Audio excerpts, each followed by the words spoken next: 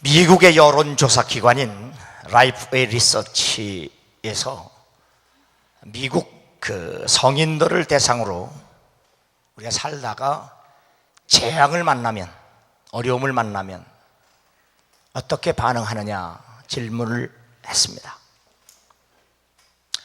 57%가 하나님께로 더 가까이 가겠다, 그렇게 대답을 했고요. 31%는 하나님에 대한 관심 없다, 그렇게 반응을 했습니다. 자, 사람마다 그 어려운 일을 당할 때마다 반응이 다릅니다. 33%는 하나님을 더 신뢰하게 됐다, 25%는 믿음의 혼란이 왔다, 16%는 하나님에 대해서 전혀 생각지 않는다, 11%는 하나님이 돌보신다는 것에 대해서 의심을 갖게 됐다, 7%는 하나님 존재 자체가 의문된다, 5%는 하나님에 대해서 화가 났다, 3%는 하나님께 분노했다. 각각 반응이 다르죠. 이 라이프웨이의 대표는 그렇게 얘기합니다. 자, 성경에도 보면 재앙이 많다. 그런데 그 재앙이 일어났을 때 하나님이 일일이 사람들에게 설명하지 않는다. 신앙은 어떠한 경우라도 하나님을 의지하는 거다. 그렇죠? 어떠한 경우라도 신앙은 하나님을 의지하는 거다. 대표적인 예로 욥은 동양에서 최고의 부자였고 믿음도 최고로 좋았어요. 근데 하루아침에 천재지변으로 그 많던 재산 다 잃어버리고 사랑하던 자녀 10명이 한꺼번에 죽임을 당합니다. 아내마저 하나님을 저주하고 도망갔고 자기 몸도 머리끝부터 발끝까지 병이 들어서 어찌할 수 없는 그런 상황에서도 하나님 앞에 범죄하지 않기 위하여 끝까지 붙들고 늘어진 것이 예배예요. 하나님은 그에게 전보다 더 많은 것을, 더 좋은 것으로 채워주셨다고 하는 것이 욥기의 내용입니다.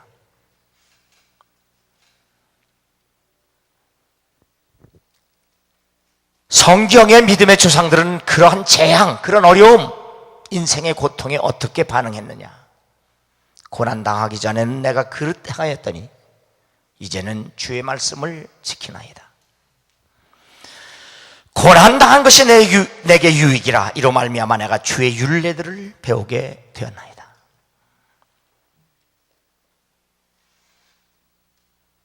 그 어느 때보다도 살아가는 일이 점점 더 어려워지고 또 천재지변도 이렇게 우리가 상상하지 못할 만큼 세계 도처에서 일어나고 있고, 또 요한계시록에 의하면 우리의 삶이, 지구상의 삶이 경제적으로 좋아질 것이 아니라 점점 어려워질 것을 주님께서 말씀하셨기 때문에 우리가 어떻게 이런 역사의 현장에서 주님을 의지하는 믿음을 가지고 헤쳐나갈 것인가 하는 문제가 늘 우리 앞에서 우리에게 도전을 주고 있고 또 유혹을 하고 있고 시험을 하고 있다는 것도 사실입니다. 미국의 종교학자 다이나 베스라고 하는 학자는 얼마 전 세모난 교회에서 열린 제6차 언더우드 심포지움에서 공동체를 위한 자아 발견이라는 주제 강연을 했습니다. 거기에서 그는 많은 교회들이 소속감을 주는 공동체라기보다는 동호회 수준에 머물고 있다, 현대 교회를 아주 신랄하게 비판하고 지적을 합니다.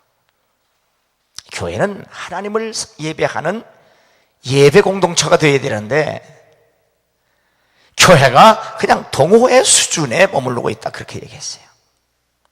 그러므로 교회는 예배를 위한 공동체이기 때문에 그냥 행사에 참석하는 정도의 수준에서 넘어서야 될 거 아니냐. 그렇죠? 성전들만 밟고 왔다 갔다 하는 사람이 아니라 정말 하나님을 예배하고 섬기는 성도와 교회가 되어야 되지 않겠냐, 그 얘기예요. 교회가 하나님과 소통하고 이웃과 소통하고 자신과의 소통을 통해서 세상을 변화시켜야 하는데, 지금 미국의 개신교인들은 자신의 정체성과 신앙을 포기하고 캐톨릭은 성당을 떠나고 있으며 유대교인들은 혼합결혼 문제로 씨름을 하고 있다. 교회와 성도가 제 역할을 잘 못하고 있다, 그런 얘기예요. 사도행전 2장 44절에 보면 믿는 사람이 다 함께 있어 모든 물건을 서로 통용하고 또 재산과 소유를 팔아 각 사람의 필요를 따라 나눠주며 날마다 마음을 같이하여 성전에 모이기를 힘쓰고 집에서 떡을 떼며 기쁨과 순전한 마음으로 음식을 먹고 하나님을 찬미하며 또 백성에게 칭송을 받으니 주께서 구원받는 사람을 날마다 더하게 하시니라. 교회의 원형을 보여주는 초대교회의 모습입니다. 예수 그리스도 안에서 성령의 역사하심으로 말미암아 변화된, 그래서 하나가 된 공동체입니다. 초대교회는 모든 것을 함께하며 교제하는 예배 공동체였습니다. 초대교회는 자신의 것을 희생하며 헌신하는 삶의 공동체였습니다. 초대교회는 하나님의 말씀을 듣고 전하는 일에 힘쓰는 선교 공동체였습니다. 예배 공동체, 교제의 공동체, 그리고 선교의 공동체가 교회의 원형입니다. 오늘 본문 3장 1절에 보면 나면서 못 걷게 된 이를 사람들이 메고 오니 이는 성전에 들어가는 사람들에게 구걸하기 위하여 날마다 미무리한 성전 문에 두는 자라. 성전은 하나님을 예배하고 성도들이 교제하는 장소입니다. 성전은 교회가 아니라 하나님을 예배하고 성도가 교제하는 장소입니다. 그런데 장애인 한 사람은 다른 이들의 도움을 받으며 구걸하기 위하여 그 성전을 찾았습니다.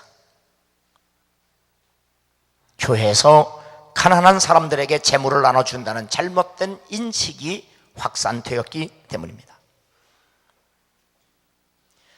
초대교회의 성도들이 봉사하고 헌신하고 희생하는 것은 개인주의와 이기주의의 욕심이 극복된,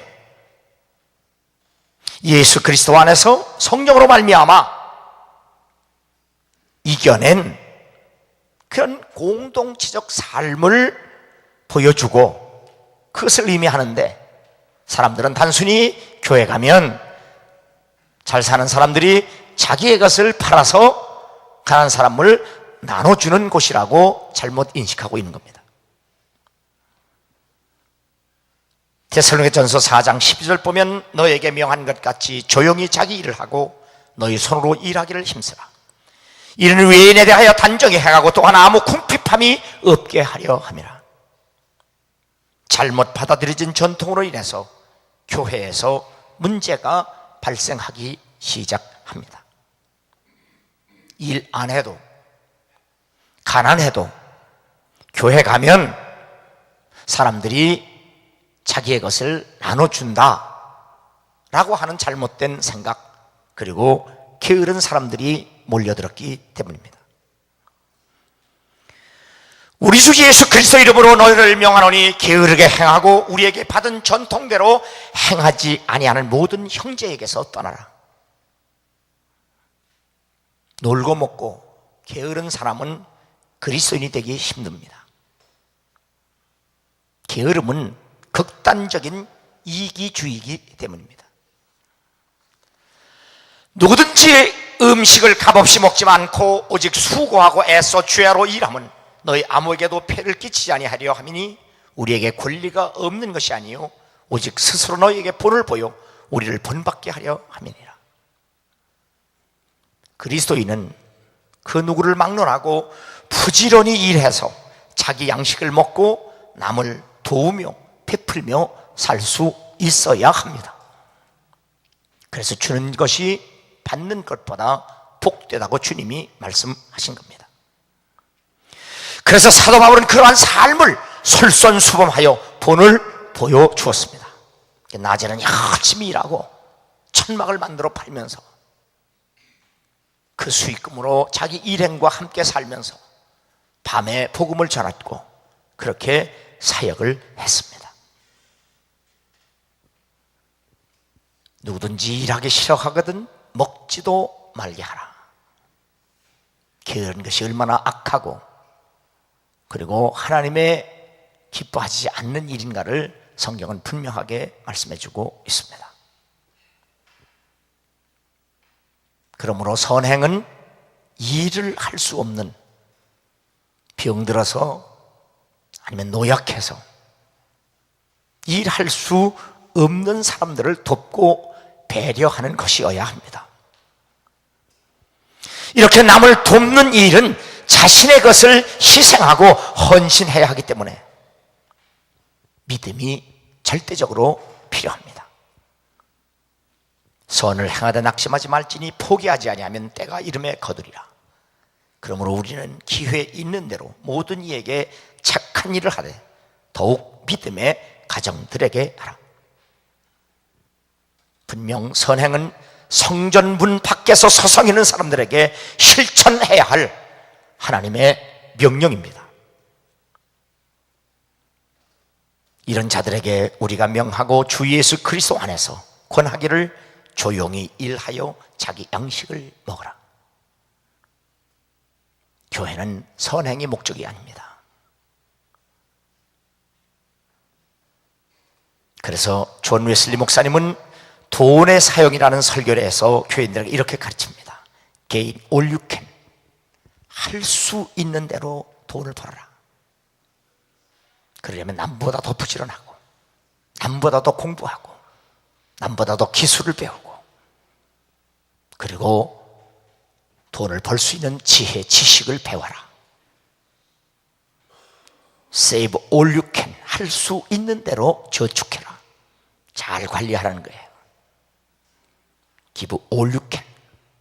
돈 모았다고 함부로 쓰지 말고 잘 관리해서 할 수 있는 대로 하나님의 영광을 위해서 사용해라. 존 웨슬리의 경제관은 경제 발전, 경제 위기 극복을 위한 것이 아니라 인간이 어떻게 하면 하나님 앞에서 세상 때문에 그 재물 때문에 죄를 짓지 않고 하나님의 말씀에 순종하며 거룩하게 하나님의 뜻을 따라 살 수 있을까에 대한 대답입니다. 돈 버는 방법 가르치는 거 아닙니다.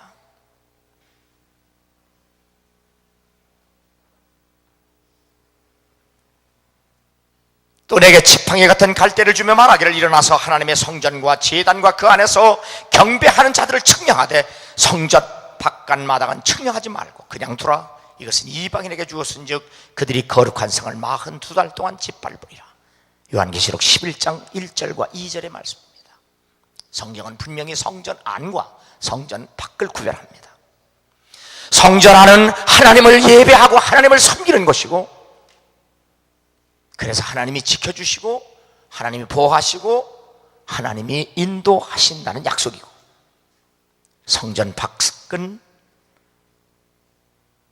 예수 그리스도의 구속을 받지 않는 사람들이기 때문에 하나님이 지켜주시고 보호하시고 인도해야 할 의무도 책임이 없다고 분명하게 하신 말씀입니다. 오늘 우리가 교회를 수년에서 수십 년을 다녔다고 할지라도 우리가 교회를 왜 다니냐 할 때 예수 믿기 위해서 다녀야 되고 왜 예수 믿어야 하느냐? 구원받기 위해서 다녀야 하고 믿어야 하고 왜 구원을 받았느냐? 하나님을 예배하기 위해서 구원을 받아야 합니다. 그런데 단순히 우리가 신앙생활 하는 것, 교회 다니는 것이 먹고 마시고 입는 문제 때문에 교회를 다닌다면 오늘 여러분이 성전 안에 와 있다고 할지라도 여러분은 성전 밖 사람이라는 사실을 깨달아야 합니다. 베드로가 이르되 은과 금은 내게 없거니와 내게 있는 이것을 내게 주노니 나사렛 예수 그리스도 이름으로 일어나 걸으라 하고 오른손을 잡아 일으키니 발과 발목이 곧 힘을 얻고 뛰어 서서 걸으며 그들과 함께 성전으로 들어가면서 걷기도 하고 뛰기도 하며 하나님을 찬송하니라. 사도들과 초대교회는 성전을 등지고 앉아서 구걸하는 사람들에게 예수 그리스도 이름으로 걷게 하고 뛰게 하여 성전 안으로 들어가서 하나님을 찬송하며 예배하게 했습니다. 교회가 세상에 존재하는 이유가 구걸하는 사람들에게 동전 몇 푼 던져주기 위해 하나님께서 자기 피로 사신 교회를 이 땅에 세운 것 결코 아닙니다. 데스바이 처치는 미국 캘리포니아의 대형교회 마이크 목사가 쓴 책 제목입니다. 현대교회는 분명 곤경에 처했다. 출석과 참여가 급감하고 있기 때문이다. 교회의 실패 사례와 해결책을 제시하는 책들이 무서운 속도로 출간되고 있다. 교회의 생명력과 영향력이 급속도로 떨어지고 있다는 위기감에서 쓴 책입니다. 이것은 미국만 그런 것이 아니라 한국도 마찬가지입니다. 날마다 교인들이 감소하고 참여도도 떨어지고, 지난 주간에도 제가 기도원에서 집회 한 주간 했는데요, 장로님으로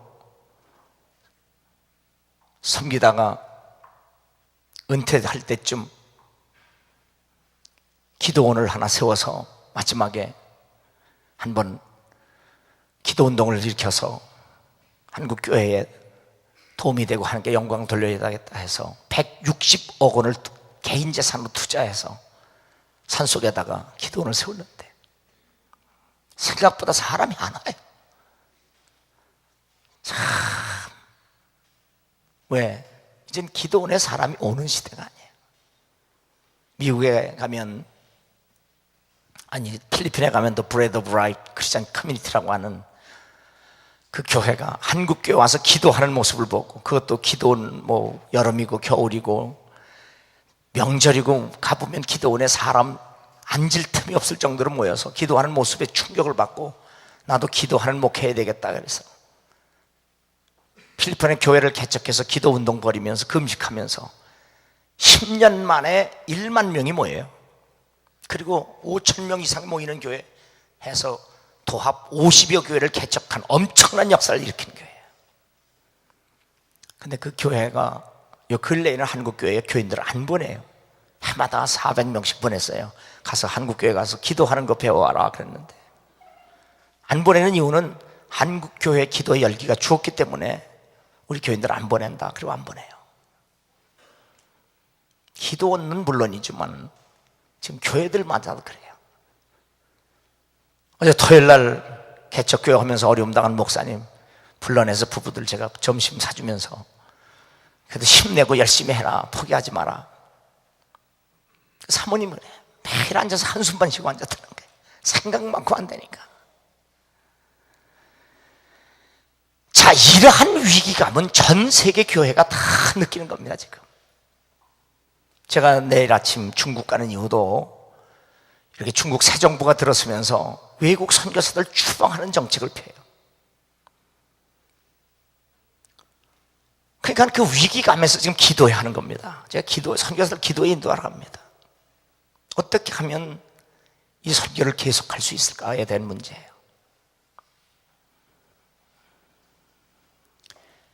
교회의 생명력, 교회의 영향력이 급속도로 떨어지고 있을 때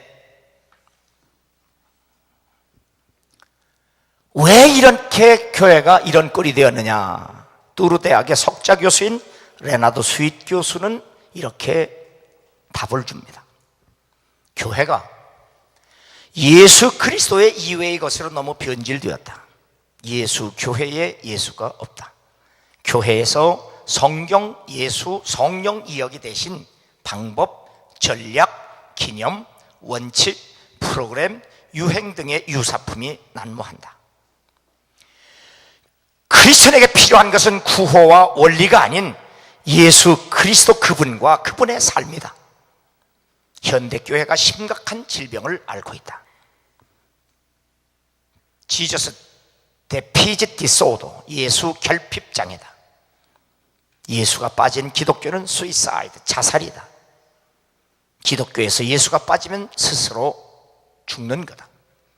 그런데도 많은 교회와 교회 지도자들이 지금 그런 자살 비즈니스에 참여하고 있다.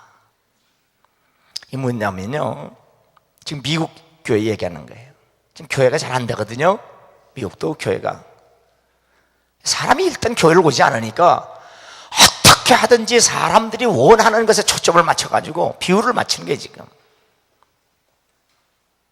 그래서 번영한다, 건강한다, 성공한다, 잘 산다, 복 받아라, 이런 얘기만 하는 거예요. 그러다 보니까 사람은 모였는데 교회가 되지 않고 있다는 사실이에요. 사람은 모이는데 교인이 되지 않는다는 얘기예요. 그래서 웨스터민스터 신학교의 마이클 호튼 교수는 Beyond Culture Wars, 세상에 포로된 교회라는 책에서 교회는 세상을 복음화시켜야 하는데 오히려 세속화되었음을 탄식하면서 세속화된 교회가 다시 거룩한 교회가 되기 위해서는 주기도문의 진리를 회복해야 한다라고 진단하고 처방을 내립니다. 행크 헤네그르프라고 하는 이단과 사이비 연구하는 분이 요즘 쓴 책이 있어요. 바벨탑에 갇힌 복음이라는 책에서 현대 교회가 유행하는 믿음대로 된다, 믿으면 다 된다는 소위 믿음 신학과 번영 신학이 오늘의 교회를 타락시킨 결과다. 야, 하도 안 모이니까 그냥 와서 생각 바꾸고 말 바꾸고, 예? 그러면 잘 된다, 뭐 이런 얘기만 자꾸 해야 되니까 사람은 모였는데 결과는 타락이다, 그 말이에요. 여러분 귀가 따갑도록 들었죠, 지금까지. 레전트 신학교의 구약학 고든 피 교수는 교회는 부와 건강의 악성 질병에 빠르게 감염되고 있다. 번영신학은 성경을 왜곡하여 가르침으로 성령 안에서의 삶이 아닌 인간의 타락한 성품에 호소하고 있다. 그러니까 교회, 요즘 교회에서 얘기하는 번영신학, 믿음의 신학의 메시지는 예수 안 믿어도, 성령으로 거듭나지 않아도, 회개하지 않아도 그냥 받아들일 수 있는 얘기예요.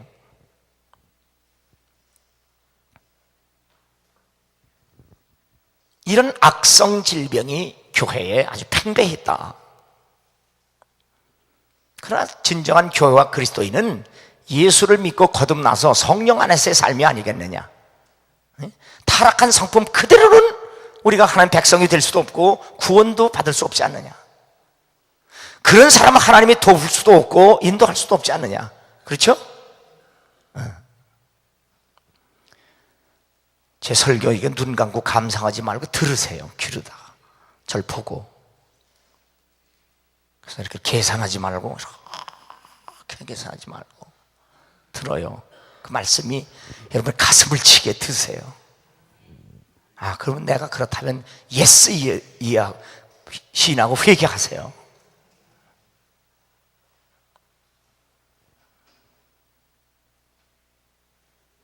프리선 신학교의 설교학 교수 토마스 롱은 하나님께서 우리들이 물질적으로 부유해지기를 원한다고 가르치면서 경제적 성공을 부추기는 번영신학은 예수 그리스도의 가르침과 어긋나는 우상숭배에 불과하다. 맞습니다. 휘튼 신학교의 빌리그램이 졸업한 학교입니다. 더글라스 주 무 교수는 번영신학에는 그리스도의 십자가가 없다. 십자가를 자랑하는 사람들도 거부한다. 맞는 얘기입니다. 그래서 레너드 스윗 교수는 Jesus defeated disorder, 예수 결핍 증후군에 걸렸다, 그렇게 아주 참혹하게 진단을 내린 겁니다. 이래서 현독교회는 금도 있고 은도 있지만 예수 그리스도는 없다라고 비판을 받는 겁니다. 오직 너희는 그리스도 복음에 합당하게 생활하라. 오직 너희는 그리스도의 복음에 합당하게 생활하라. 예수 그리스도의 복음을 바로 알고 믿음으로 복음에 합당한 삶의 열매를 맺을 수 있어야 합니다. 이는 누구를 탓하고 누구를 비난하고 누구를 지적하는 것만으로는 아무 의미가 없습니다. 나부터 복음을 힘써 알고 믿음으로 세상을 살리는 교회와 그리스도인이 나부터 되어야 될 줄로 믿습니다. 그들과 함께 성전으로 들어가면서 걷기도 하고 뛰기도 하며 하나님을 찬송하니 이렇게 변화되어야 합니다.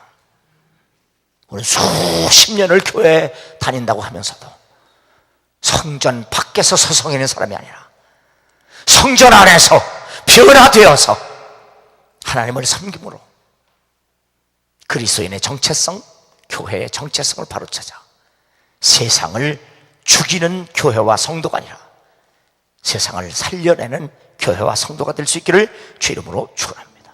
오직 예수, 오직 은혜, 오직 믿음으로 우리 모두가 여기 지금 예수의 이름으로 완전히 나면서부터 걷지 못하는 안진뱅이가 변화되어서 하나님 앞으로 나아가 뛰기도 하며 걷기도 하며 하나님을 예배하는 모습이 바로 여러분의 모습이 되기를 주 이름으로 축원합니다. 모든 백성이 그 걷는 것과 하나님을 찬송함을 보고 그가 본래 성전 미문에 앉아 구걸하던 사람인 줄 알고 그에게 일어난 일로 인하여 심히 놀랍게 여기며 놀라니라. 성전 미문에 앉아 구걸하던 거지가 예수 그리스도 이름으로 변화되었습니다. 일어나 걷기도 하고 뛰기도 하며 무엇보다 하나님을 찬송하는 모습을 모든 사람들이 보고 있습니다. 그 사람들은 그가 어떻게 구원을 받았는지 그들의 눈으로 직접 보고 있습니다. 그 사람은 안진뱅이였습니다. 사람들은 그를 통하여 자신들도 하나님 앞으로는 한 걸음도 나아갈 수 없는 안진뱅이로 태어났다는 사실을 자각하게 됩니다. 그 사람은 아주 가난한 거지였습니다. 그를 보는 사람들도 자기가 죄인으로서 하나님 앞에서 파산당한 알거지 죄인임을 깨닫게 됩니다. 그는 성전 밖에 있었습니다. 자신들이 성전 문 가까이 있었음에도 불구하고 하나님으로부터 분리되었다는 사실을 자각합니다. 그 사람은 하나님의 은혜로 완전히 나았고 치료는 즉각적이었습니다. 그를 통해서 자신을 보게 된 사람들에게 큰 충격이 아닐 수가 없습니다. 이스라엘 사람들아, 이 일을 왜 놀랍게 여기느냐? 우리 개인의 권능과 경건으로 이 사람을 걷게 한 것처럼 왜 우리를 주목하느냐? 아브라함과 이삭과 야곱의 하나님, 곧 우리 조상의 하나님이 그의 종 예수를 영화롭게 하였느냐? 내가 죄사함을 받고 구원받은 것이 바로 하나님께 영광이 된다는 사실입니다. 세상은 그리스도인의 돈에 감동되지 않습니다. 세상은 그리스도인의 지위에 감동받지 않습니다. 세상은 여러분의 명예에 감동되지 않습니다. 바로 이런 사람들이 변화되었기 때문에 변화시킨 그분의 역사와 능력과 은혜에 감동된다는 사실을 믿으시기 바랍니다.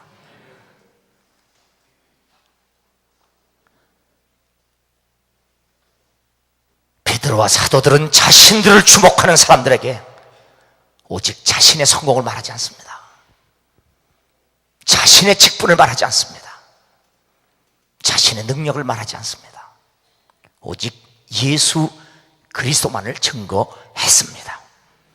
너희가 그를 넘겨주고 빌라도가 놓아주기로 결의한 것을 너희가 그 앞에서 거부했으니 너희가 거룩하고 의로운 일을 거부하고 도리어 살인한 사람을 놓아 주기로 구하여 생명의 주를 죽였도다. 그러나 하나님이 죽은 자 가운데서 그를 살리셨으니 우리가 이 땅의 증인이라. 사도들은 우리들의 죄 때문에 십자가에 죽으시고 우리를 의롭게 하시려고 다시 살아나신 예수 그리스도만을 증거했습니다.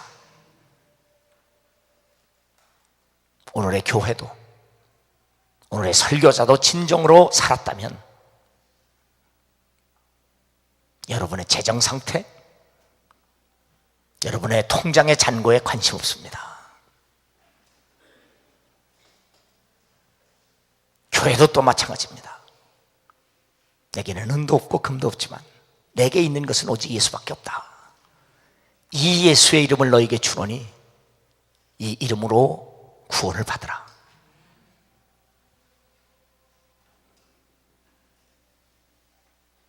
그 이름을 믿음으로 그 이름이 너희 보고 아는 이 사람을 성하게 하였나니 예수로 말미암아 난 믿음이 너희 모든 사람 앞에서 이같이 완전히 낫게 하였느니라. 완전히 낫게 하였느니라.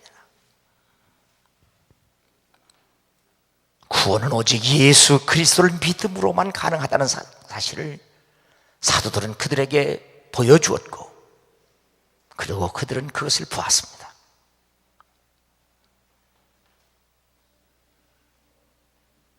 하나님께서는 인간의 십자가에 못 박아 죽게 한 예수 그리스도를 다시 살리셔서 하나님 나라로 데려가심으로 영화롭게 하셨고 그 하늘 보좌에 앉으신 예수 그리스도는 보혜사 성령을 이 땅에 보내셔서 지금도 여전히 교회와 여러분과 나를 통해서 역사하고 계시다는 사실을 믿으시기 바랍니다. 이렇게 고침을 받고 완전히 나은 거지는 예수 그리스도께서 지금도 여전히 살아계시다는 증거입니다.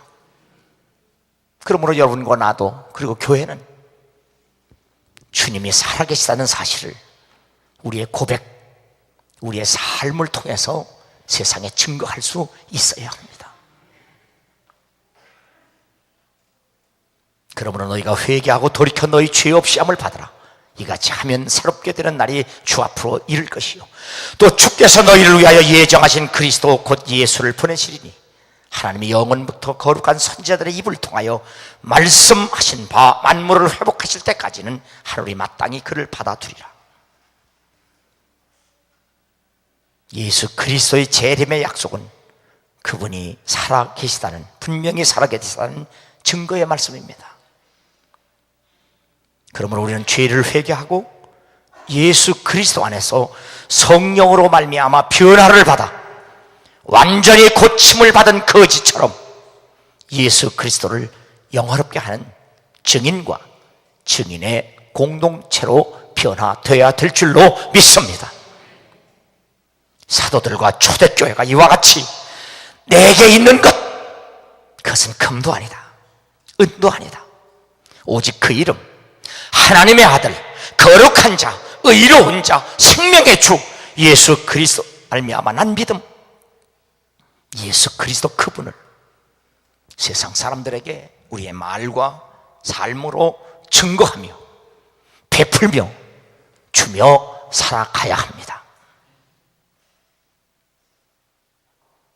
오직 성령이 각성해서 내게 증언하여 결박과 환난이 나를 기다린다 하시나 내가 달려갈 길과 주 예수께 받은 사명 곧 하나님의 은혜의 복음을 증언하는 일을 마치려 하면 나의 생명조차 조금도 귀한 것으로 여기지 아니하니라. 사도 바울과 같이 이렇게 사명을 따라 사는 것이 가장 아름답고 행복한 인생이라는 사실을 다시 한번 마음에 새기고 내게는 금도 없다, 내게는 은도 없다, 그러나 내게 있는 것은 오직 예수 그리스도다. 이 믿음이 여러분의 믿음, 이 고백이 여러분의 고백, 이 삶이 여러분의 삶이 되기를 주 이름으로 축원합니다.